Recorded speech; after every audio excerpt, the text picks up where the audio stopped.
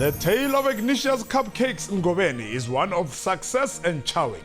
How did one young man rise to the summit of the catering industry and become the most sought-after Sunday lunch mogul the country has ever seen? This is the true life story of Bra Cupcakes, as he is affectionately known by MPs, civil servants, and individuals with high cholesterol and deep pockets. Look, Mfana, I always knew I had a gift for this cooking game. From my earliest memories, I was always experimenting with new ways of using apricot jam at school. You see, they didn't know that you could experience with new flavors with jam, on your polony sandwiches, on your kotas, even Gatsby's, Baba. I'm telling you, I would make money back in the days. See, the white government did not allow black people to have things like Marmite, fish paste, and even chicken, because it was white. Can you believe that? It was not long before he would be earning a living of the political unrest in South Africa. Don't get me wrong, I hated apartheid just like the next man. But with suffering, I saw opportunity.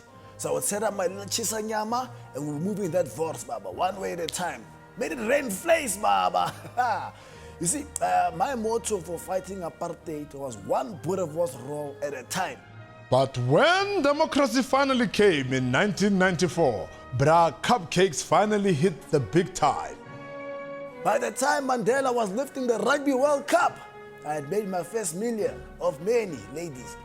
And I'm telling you, the supply could not meet the demand, if you know what I mean. But then a dark cloud came over Bra Cupcakes' business when he almost went under. You see, money will change you. I'd lost touch with the people who'd put me up there.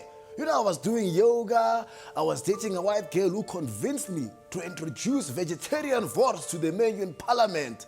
Yo, people looked at this wors like it was rubbish. Hey, I almost lost the whole tender, but luckily, I was friends with Cupcakes.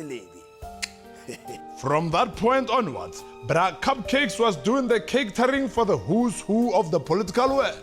This guy was everywhere. All the big conferences, Populukwani, Mangaung, the FIFA World Cup, NYTA parties. You can't make policies on an empty stomach. Huh?